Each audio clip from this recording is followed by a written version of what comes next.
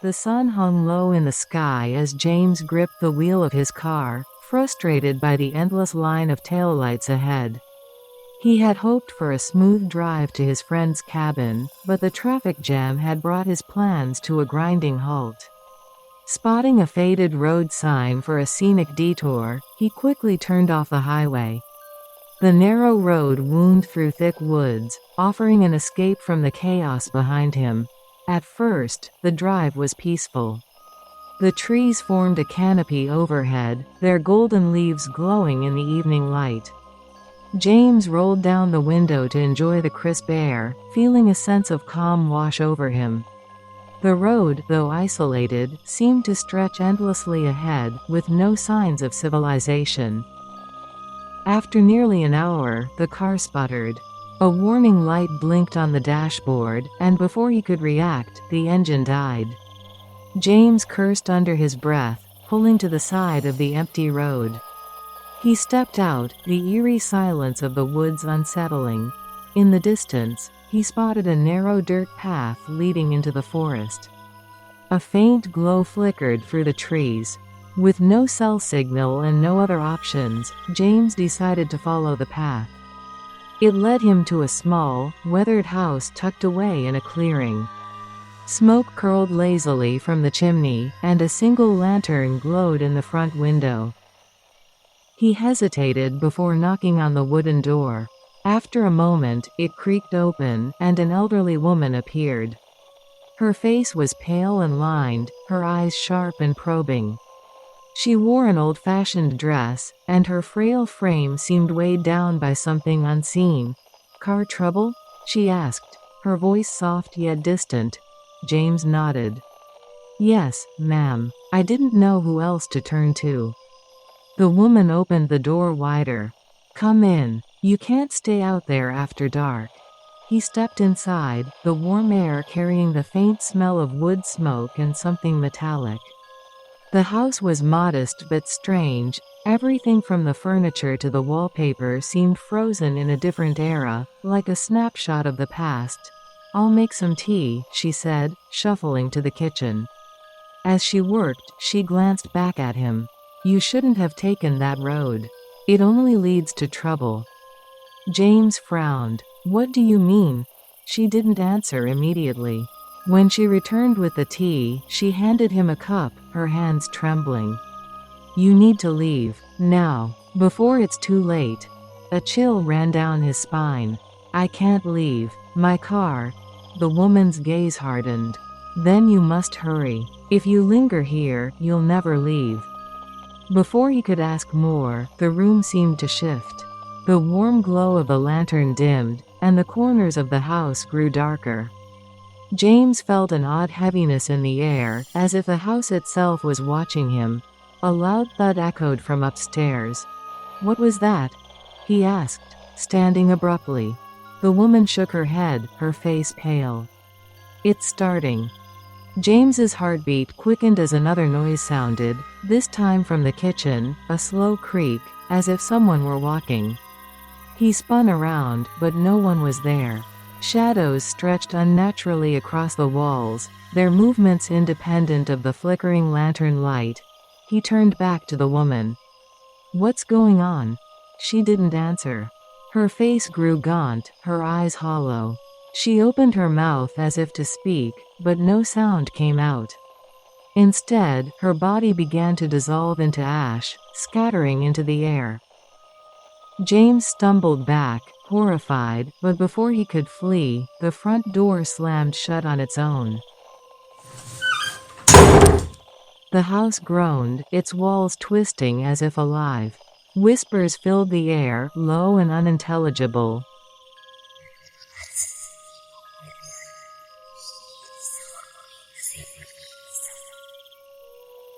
Growing louder with each passing second. He ran to the door and yanked at the handle, but it wouldn't budge. A shadow loomed in the hallway, its form barely human, its eyes glowing a dull red. "You shouldn't have come," a voice hissed, reverberating through the house. Desperate, James ran to the nearest window, shattering the glass with a chair. He climbed out, cutting his arms on the jagged edges, and bolted into the woods. The whispers followed him, growing louder, urging him to turn back. When he finally reached the road, his car was gone. The dirt path, the clearing, and the house had vanished as if they had never been there. Exhausted, James collapsed by the roadside, waiting until sunrise. When a passing truck finally stopped to help, he tried to explain, but his words felt hollow, like a distant memory slipping away.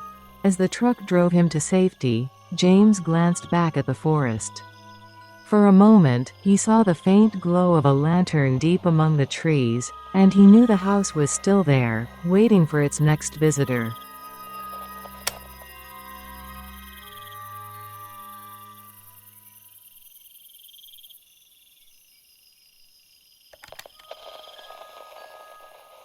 In a small, forgotten town, there was a dusty old gallery tucked between two crumbling buildings. Most people never noticed it, and those who did only glanced at the faded paintings in the windows. The gallery's owner, an elderly man named Mr. Avery, was a quiet man who rarely spoke of the works on his walls. He had been running the gallery for years, but it wasn't until one rainy afternoon that someone noticed something strange about the paintings. Carla, a curious young woman who loved old art, stumbled into the gallery while seeking shelter from the rain.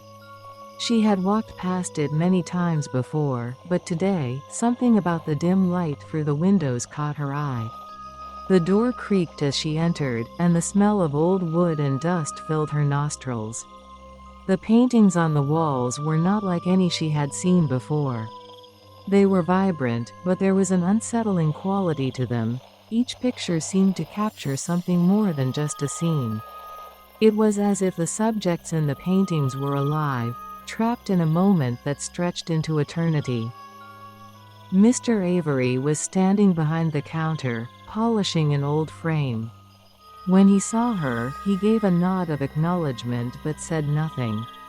Carla wandered through the gallery, mesmerized by the strange energy of the artwork. She stopped in front of one particular painting, a dark forest with twisted trees. In the background, there was a figure cloaked in shadow, its eyes glowing a faint red. The longer she stared at the figure, the more she felt like it was watching her, waiting. "Beautiful, isn't it?" Mr. Avery's voice interrupted her thoughts. Carla jumped, not realizing he had approached her. "It's unusual," she said, still staring at the painting. Mr. Avery smiled a thin, tight smile. "That painting is special. It's called The Painted Spell. Many people have tried to buy it, but it's never left this gallery. Some say the painting holds power that's not meant to be used." Carla frowned, her interest piqued. "What kind of power?" Mr. Avery hesitated, then spoke in a low voice. "Some believe that if you look at the painting long enough, you can enter the world it depicts. But be careful. Not everyone who has tried to enter has returned." Carla laughed nervously, thinking it was just an old man's superstition. "That's just a story to sell the painting, isn't it?" Mr. Avery didn't answer. Instead, he turned and walked away, leaving her alone with the eerie painting. Carla was skeptical, but her curiosity pushed her to look even closer. The figure in the painting seemed to move slightly, its red eyes glowing brighter with each passing second. A cold shiver ran down her spine. It was as though the figure was beckoning her, urging her to come closer. Unable to resist, Carla reached out and touched the frame. The moment her fingers brushed the surface, something strange happened. The air around her grew colder, and the ground beneath her feet seemed to shift. The walls of the gallery seemed to blur, and for a moment, she felt as though she were falling into the painting itself. She gasped, pulling her hand away in panic. But it was too late. Carla blinked, and the gallery was gone. She was standing in the forest from the painting, surrounded by towering trees and an eerie silence. The air was thick, and the ground was soft, like damp earth beneath her feet. The sky above was dark, with no stars, only an oppressive blackness that made her feel trapped. She turned around, but there was no way out. No doorway, no gallery, only the endless forest stretching in every direction. "Hello?" she called out, her voice trembling. No answer. Suddenly, she felt a presence behind her. She spun around, and there, standing in front of her, was the cloaked figure from the painting. Its red eyes glowed brightly, and its face remained hidden in shadow. The air grew colder still, and Carla's heart raced as the figure stepped closer. "Did you think you could escape once you entered?" the figure asked in a voice that sounded like the rustling of leaves. "Once the spell is cast, it cannot be undone." Carla backed away, her breath quickening. What do you want from me?" The figure tilted its head, its glowing eyes studying her. "I don't want anything. But you wanted to enter. You wanted the power of the painting. Now you will stay, like all the others before you." Panic surged through Carla. She turned and ran, her legs moving on their own as she fled through the dark forest. She could hear footsteps behind her, but when she looked back, no one was there. Still, the sensation of being watched pressed on her, making it harder to breathe.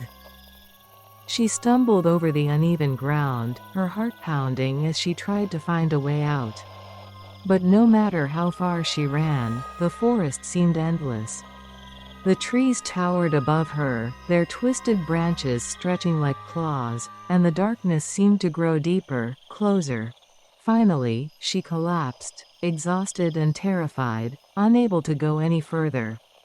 The figure appeared again, standing over her, its red eyes burning with an otherworldly light. "It's too late now," it whispered. "You are part of the painting. Forever." Carla screamed, but her voice was swallowed by the forest.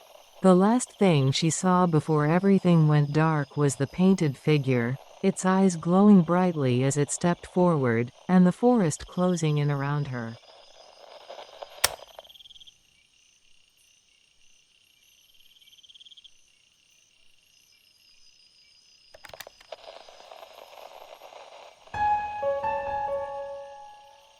It was supposed to be a weekend getaway. A break from the stress of city life, a chance for a group of friends to reconnect and relax. They had been planning the trip for months, but when they arrived at the secluded mansion in the woods, things quickly took an eerie turn. The mansion was tucked away from the world, far from any nearby town. It looked abandoned, with ivy creeping up the walls and the windows dark and foreboding. But the owner, an old woman with a strange look in her eyes, had promised them a quiet weekend, away from everything. She was kind enough to offer them the house for a fraction of the price, as long as they didn't ask too many questions. "Isn't this place a little too perfect?" Sarah, one of the friends, said as they stood in the grand, dusty foyer. "It's almost too good to be true." "Maybe that's the point," whispered Ethan, the skeptic of the group. "A secluded mansion, far away from everything, sounds like something out of a horror story. But hey, at least we'll have fun while we're here." The group laughed, dismissing Sarah's unease. They were young, full of energy, and eager to enjoy the weekend. After settling in, they found themselves exploring the mansion, which was much larger than they'd expected. Each room was filled with antique furniture, old paintings, and strange symbols carved into the walls. The place had a history that felt heavy, as if it had witnessed countless secrets over the years. Late that night, after a few drinks and a round of laughter, they came across a locked door at the end of a long corridor. The door was unlike the others, older, more worn. Curiosity got the best of them, and they searched the mansion until they found a key hidden in a drawer in the library. When they finally unlocked the door, they found themselves standing in a dark, circular room. The air was thick with dust, and the only light came from a single, dim candle sitting on the floor. But what drew their attention was the circle drawn on the floor, composed of strange symbols, surrounded by candles and what appeared to be old parchment. "What the hell is this?" Ethan whispered, stepping closer to examine the markings. "Some sort of ritual," Sarah murmured, staring at the parchment. "Look at these symbols. They're ancient."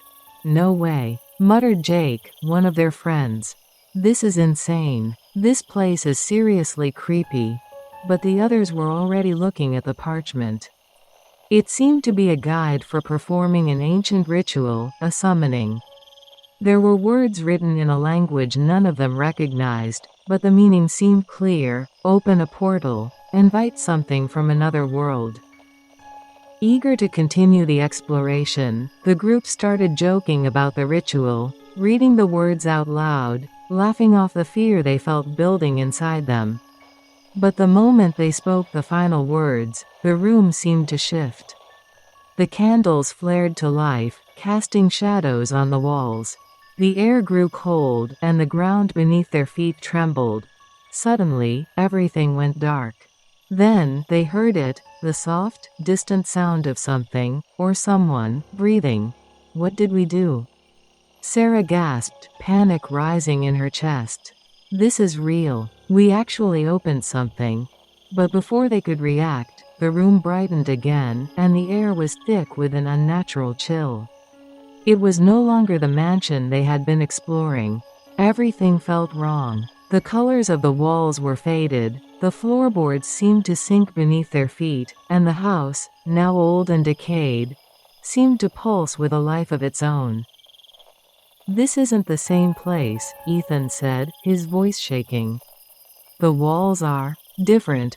"What happened?" Jake asked, his eyes darting around nervously. "Where are we?" The mansion had changed. The grand foyer was gone, replaced by an endless hallway of shadows. The windows no longer offered a view of the forest. Instead, they looked out onto a black void, a swirling mass of darkness, like they were floating in the middle of nowhere. The group tried to leave, but every door they opened led to the same room, the same hallway, the same dark place. They were trapped. "It's the ritual," Sarah whispered, her voice trembling. "The portal, we opened it, but we didn't finish it." The others stared at her, realization dawning on their faces. "We need to complete the ritual to escape," she said, her voice growing stronger. "It's the only way." But they weren't alone. From the darkness came shadows, figures that seemed to float in and out of view, barely more than silhouettes in the blackness. Strange whispers filled the air, unintelligible but filled with malice. The atmosphere was thick, suffocating, and a sense of dread weighed heavily on them. "What do we do?" Jake whispered. Sarah pulled the parchment from her pocket, where she had slipped it earlier. "It says here that we need to finish the ritual," she said, her finger tracing the words. "We have to offer something. A sacrifice."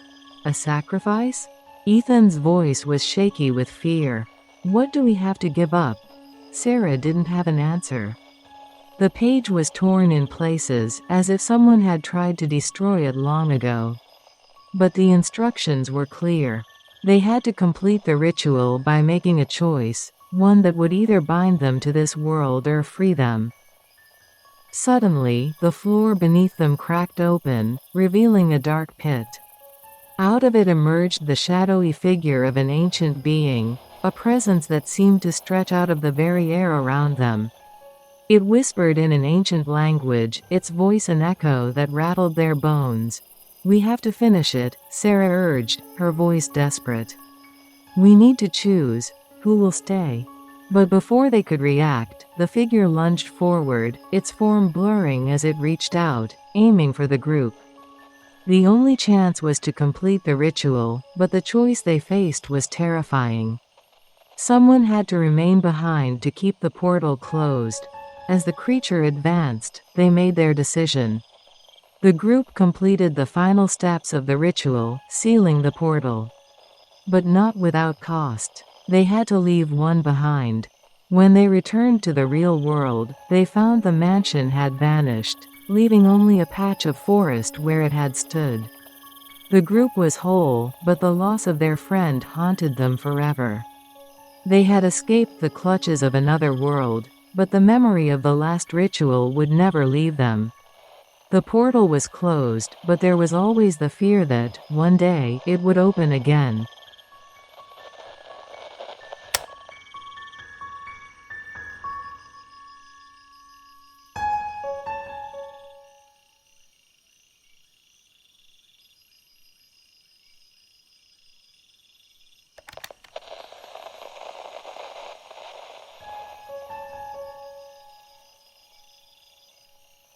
The city hospital had always been known for its state-of-the-art equipment and cutting-edge medical care, but what most people didn't know was that it stood on the grounds of an old, long-abandoned asylum.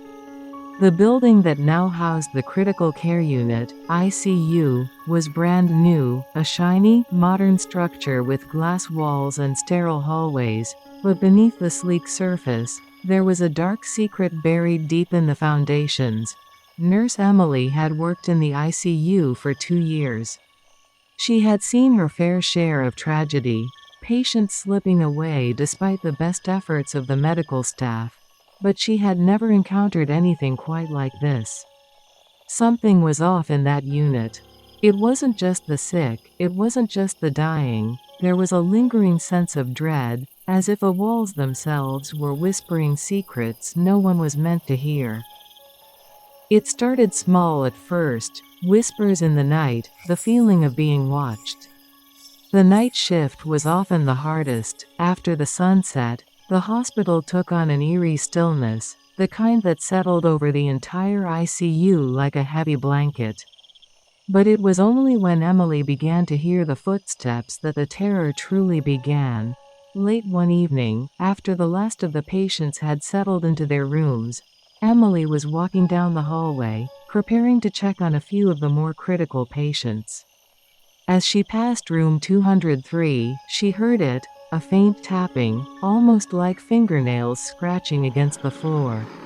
It wasn't loud at first, just a faint, almost indiscernible sound, but as she drew closer, it grew louder. The hallway was empty, save for the patient in room 203, who was supposed to be sedated. Frowning, Emily pushed the door open to check on the patient. To her shock, the bed was empty. She rushed inside, scanning the room for any sign of movement.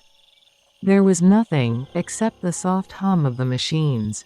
She checked the patient's records. Sedation had been administered, but the bed was empty. Emily's heart began to race, and she quickly checked the bathroom. It was locked. She knocked, her voice rising in concern. "Hello? Is everything okay in there?" Silence. Just as she was about to turn away, the sound of footsteps echoed down the hall again, soft, deliberate, but unmistakable. Emily turned sharply and caught a glimpse of a figure at the far end of the hall. It was a woman, pale, dressed in a hospital gown, her hair matted and wild. She walked with an unsteady gait, as though she didn't belong to this time, this world. Emily froze. She had seen this woman before, but she had never met her. The woman's eyes met Emily's, and her face twisted into an expression of agony. Before Emily could react, the woman vanished into thin air, leaving nothing but an eerie chill in the air. The rest of the night passed in a blur. Emily's mind raced, trying to rationalize what she had just seen. She knew the hospital had a history. The land had once been the site of the old Whitmore Asylum, a mental institution that had been shut down under mysterious circumstances decades ago. Stories circulated that the patients there were subjected to inhumane treatments, many of them left to die alone in their rooms. Emily had heard whispers from the older staff, but she had never given it much thought, until now. The next night, as Emily walked down the hall, she felt it again, the cold, the whispers. But this time, it wasn't just the distant footsteps.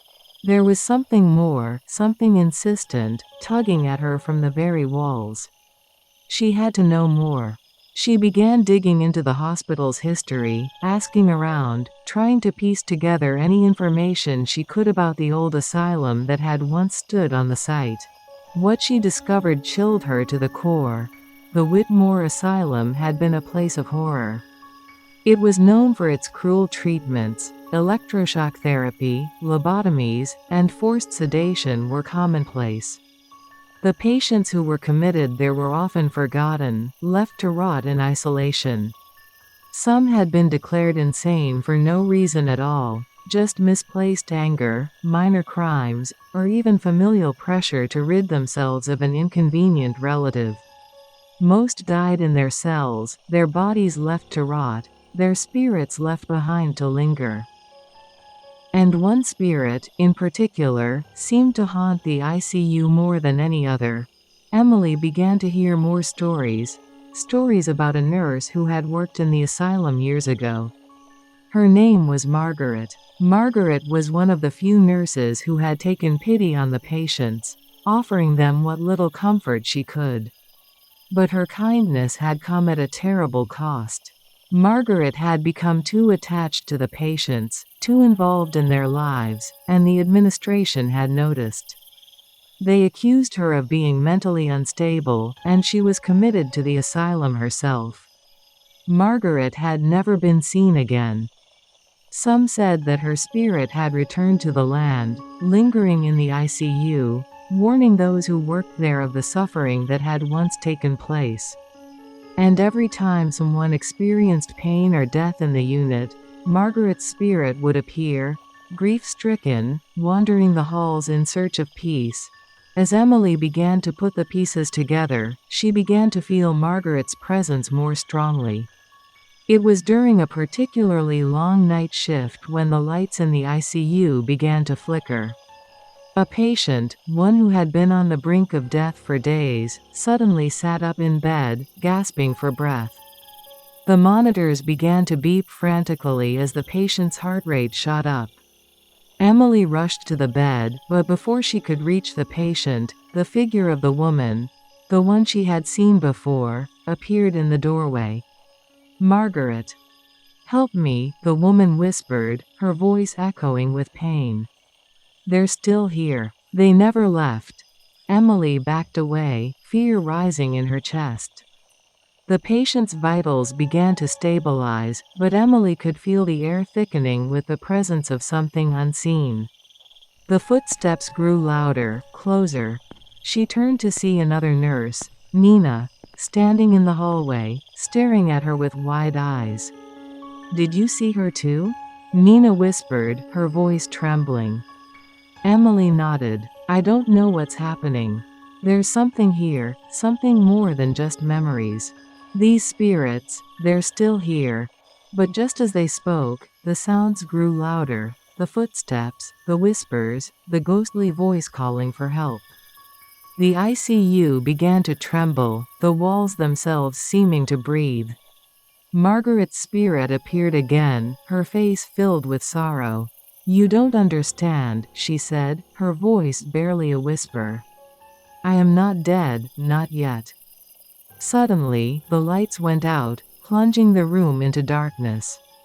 Emily and Nina stood frozen in the dark, only the sound of their own breathing filling the space. They had to leave the ICU. They had to find a way out before Margaret's wrath, before the spirits of the old asylum claimed them as well. But as Emily reached the door, she turned to look back. There, in the shadows, she saw Margaret again. Her hand pressed against the glass, her eyes pleading for release. The air grew colder still, and somewhere deep in the walls, a voice whispered, "They never left." And Emily realized, neither had she.